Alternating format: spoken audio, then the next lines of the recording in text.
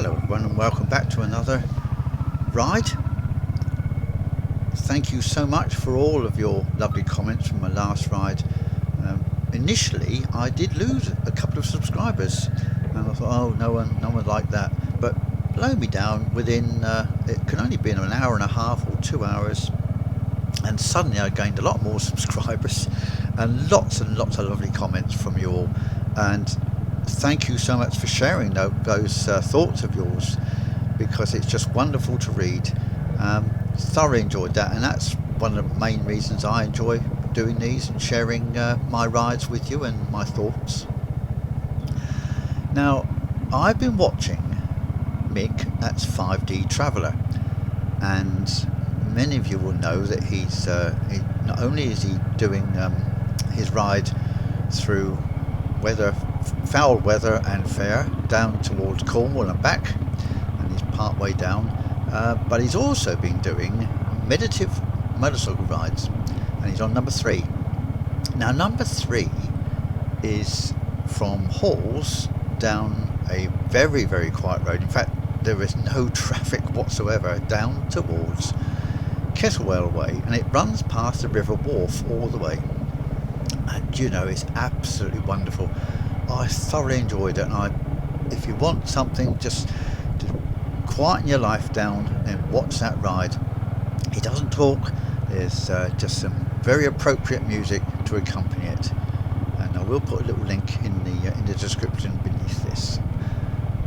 Yeah, so anyway, we're running down here, and I was thinking, as I often do, of past times, and I was thinking about the time that I was buying my first house, and that was way back in 1971, and that it cost £5,500. Now I've been doing a few sums, thinking about how does that relate to today's things. Well, my annual wage then was £988 a year. So that puts it into some sort of perspective, doesn't it? In those days you could get 3 times your combined incomes, your partner and yourself. And so that enabled us, with the money we'd saved, to buy that, or put the money down and buy it along with the building society, of course. And when we took it out, it was interest rates were running at 8%. Well, we could just afford that. It was I remember it was £39 a month we had to pay back. Just about afford that from our joint incomes. And but within a year, that interest rate soared to 15%. And did we struggle?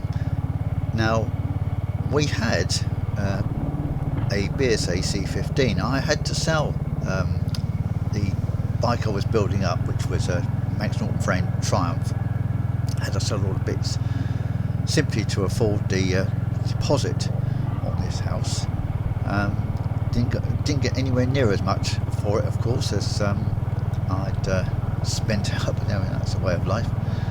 And so for £10 we bought this C15, and that actually was used by my wife to get to work for a couple of years. I did actually borrow it to keep my hand in, so to speak, and yeah, nice little bike. I did actually take it on later on, and I used to use it for work as well. But a friend of mine, John, he was building a BSA A65. Now the A65 is a parallel twin unit construction 650cc engine motorcycle. Some of you will know this machine. Later it became things like the Spitfire and the Thunderbolt and all sorts of different names, but mine was a BSA Star, just the basic model. But it wasn't a complete motorcycle, of course. It was just all other bits.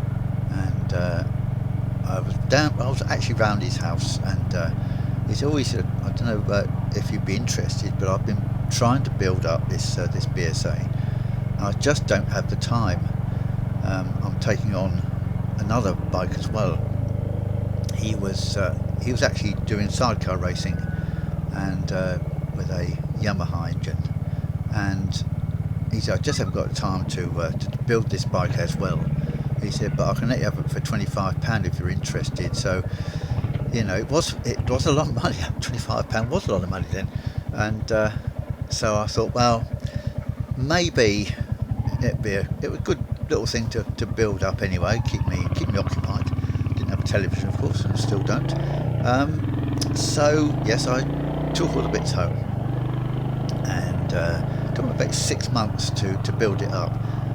Now, this was not going to be a concours winning machine because I didn't have the money to buy all the bits and do it as people do nowadays with these classic machines. I mean, they look better than new now. No, this had to be done on the cheap, and it didn't have mud guards and things, so I had to buy some blade type mud guards, and actually I managed to get some stainless steel ones. And the paint I used it's actually Walrus paint. It was made by Johnson's. Do you remember Walrus? What a lovely shop that was. Used to sell all sorts of things in the early days. We're going to ease off a bit now, watch these travellers go past. They're all heading off for Appleby Horse Fair, where they'll trade their horses and sell their caravans, which they've been building over the winter, ready for it. This is the time of year for it, of course. And you do get queues of cars. So yes, you've got to be a bit careful too, because some of these car drivers, they don't give a tinker's cuss about, that's quite appropriate really, tinker's cuss, about overtaking and pushing you off the road if you're on a motorcycle. So we're wary as we come down here. I've got some more up here on the left hand side. Just taking a break. Yeah, so I was building, it took me about 6 months to build the bike, and because we had virtually no money whatsoever, all of our money went towards paying off this mortgage and just basic heating.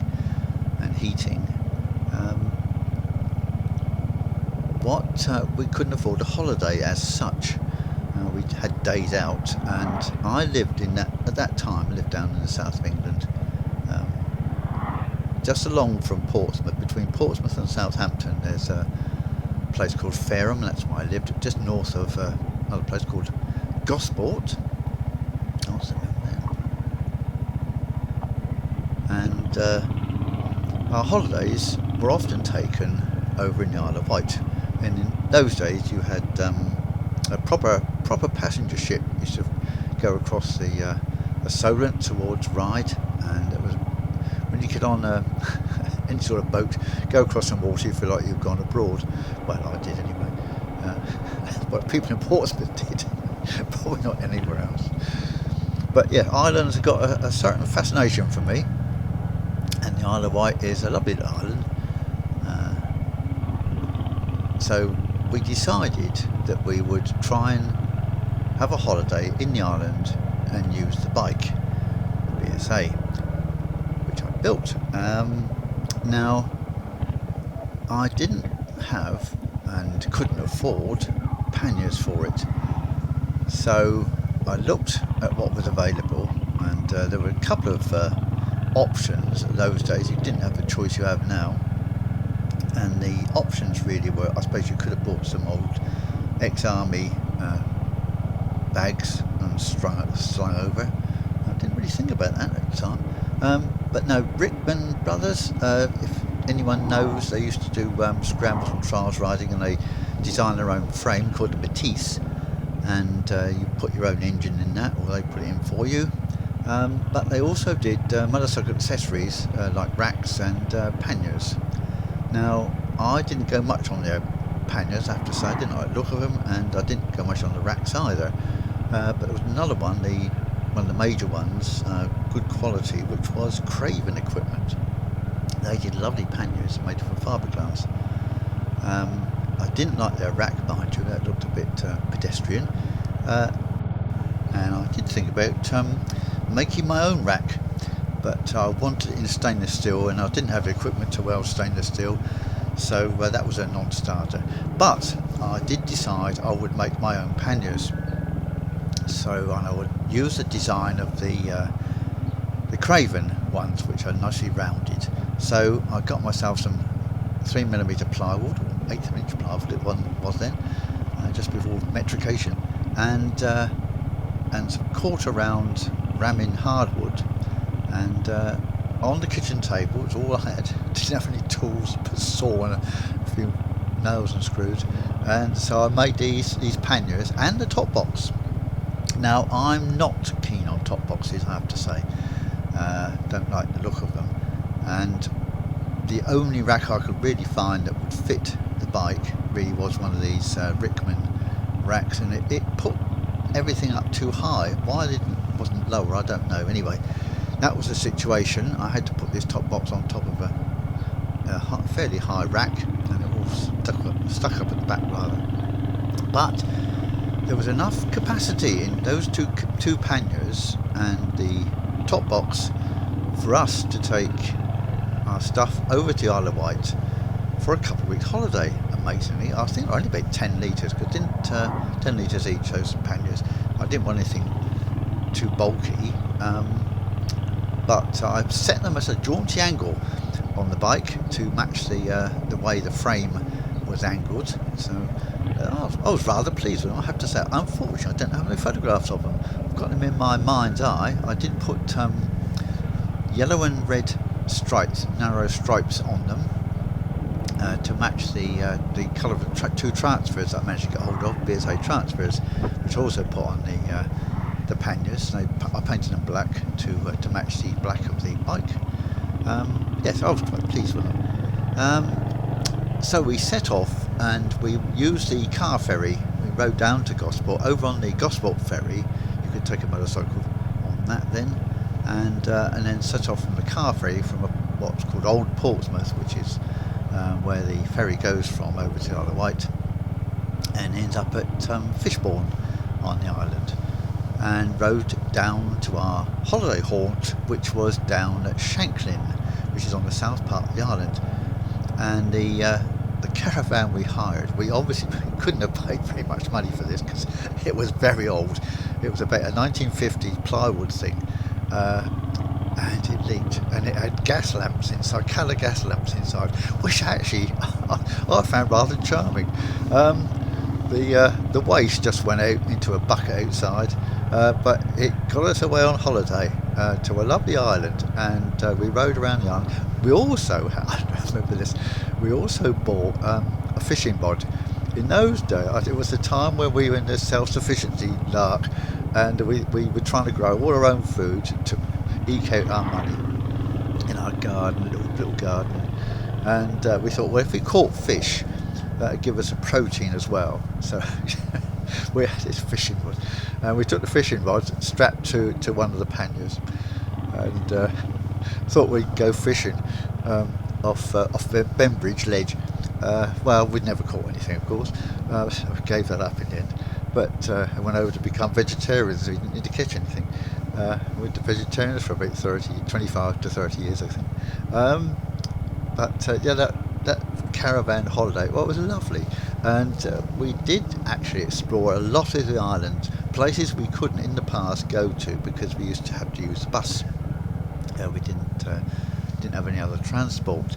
So yeah, we far reaches of the island, fresh water down there, over on the towards the west, and Osborne House. We visited lots and lots of places. Arrowton Manor, I do remember, because not only because it was full of old radio sets, which I love, and but also the approach to it was up a hill of a very steep camber. I put my foot down to steady us when we had to stop, and I didn't reach the ground. It went straight. There was no ground beneath me, so we went over into some long grass. Neither of us were hurt, fortunately, and the bike wasn't damaged. But yeah, but those bikes were so light. Those well, that was a 650, incredibly light, really, compared with modern machines. And we just hauled it back up again, and off we went again. Didn't think any more of it, but we were young, I think our 20s. Yeah, so that was such a lovely holiday, and that bike was so reliable. And it was the unit construction BSA 650, which mine was a 1963 model. It was very nicely designed. I know it looked a bit bland, I have to say. It wasn't the most attractive machine. But it was extremely well designed. It had a very heavy duty drive chain, primary drive chain as it's called, from the engine to the clutch. It was a triplex chain, a three row chain, most unusual, but very strong. And because it wasn't tuned, the only thing that I think that John had bought, he bought new pistons and had reboard, which I fitted. They were slightly higher compression than the standard. I think they were around about 9-1 rather than the 7.5-1, which is standard. But that was the only thing. So it's very reliable because it wasn't tuned in any way. And I think that is the key to if you're going to get an old classic machine, then just keep it simple, and it just last and last. I mean, I rode that bike right through the 70s into the 80s, everywhere, and it never let me down, no matter what the weather. It might sputter now and again if it's really heavy rain, but no, it just went on and on and on. It did have a vibration period through it, like all parallel 360-degree parallel twins, but once you got through that, it wasn't too bad. It certainly wasn't a high frequency vibration that you sometimes get, which makes everything go numb. So so if I was going to have another classic bike, and I don't think I will, I'm quite happy with my Hunters, lovely machines, but if I was, then the A65 would be top of the list, because you can get them really quite cheaply. You can get them for about £3,500, and that will be a nice restored one too, not the one. Anyway, there will be a picture of mine at the end of this, with me looking rather young and rather a head of hair and a dark beard, so it's a bit of a shock seeing that.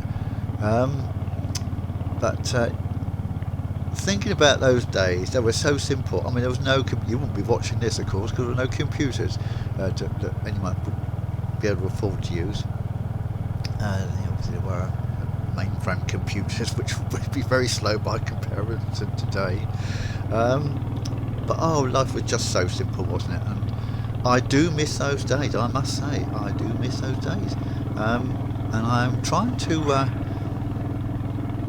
perhaps find those days again in some way. Maybe it's easier because I'm retired, so I've got the time to do it. But I don't want to be rushing around everywhere. And also, of course, back then we made everything. We just didn't have the money to buy things that ready-made, and so those panniers and top box, that was an example, and they did last. I mean, that the panniers especially, they lasted me all the way through. I took the top box off, and I arranged something rather than the rack. I didn't need the rack. I got fixed the panniers on without a rack, and the bike handled really nicely. With the top box and rack, I always felt a bit front end light. Perhaps it's just my imagination, but anyway. Yeah, so even today, I look at something, I think I'll make that instead.